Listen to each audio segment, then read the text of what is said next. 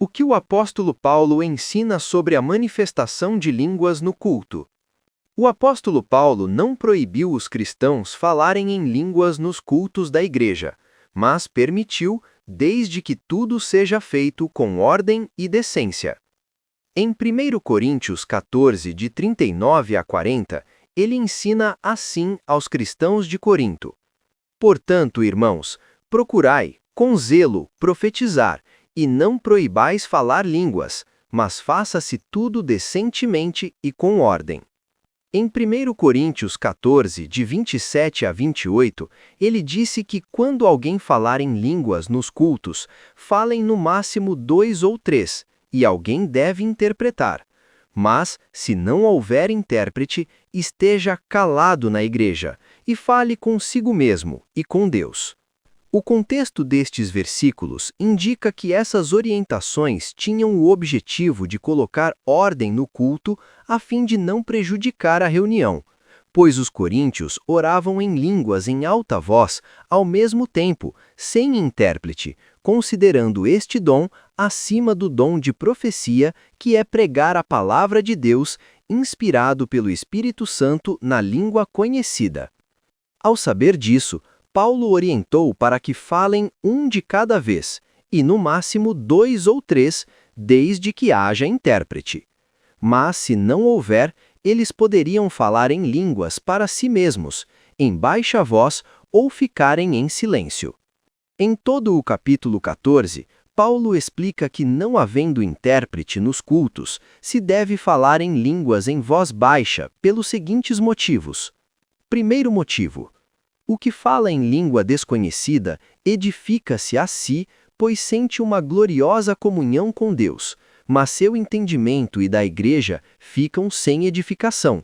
Por isso, deve orar para receber o dom da interpretação, conforme versículos 2 ao 4.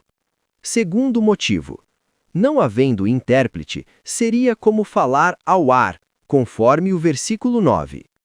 Terceiro motivo: não havendo intérprete, o entendimento da igreja fica sem fruto, conforme versículo 14. Quarto motivo: se alguém ora em línguas em alta voz, a igreja não poderá dizer amém, pois não entendeu a oração, conforme versículo 16.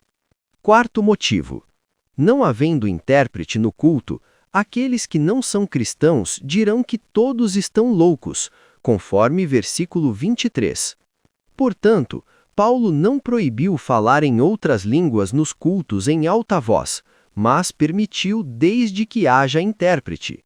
Não havendo, deve-se falar baixo para si mesmo, para que haja ordem e decência no culto. Entretanto, sabe-se que atualmente, quando o Espírito Santo batiza a alma com evidência de línguas no culto, a pessoa sente muito a presença de Deus em sua alma e não se controla, falando em alta voz, pois quer sentir Deus.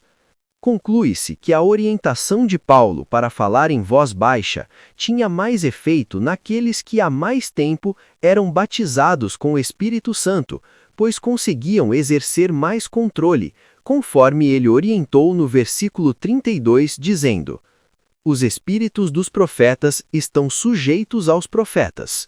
Isso significa que aqueles que possuem qualquer dom conseguem controlá-lo para manter a ordem no culto. Aquele que prega a palavra de Deus deve controlar sua intensidade de voz e o tempo da pregação.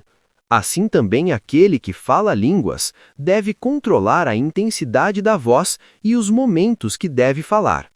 Conclui-se que no culto, todos podem glorificar a Deus em baixa voz, de forma que não prejudique ouvir o que está sendo falado pelo irmão que preside o culto.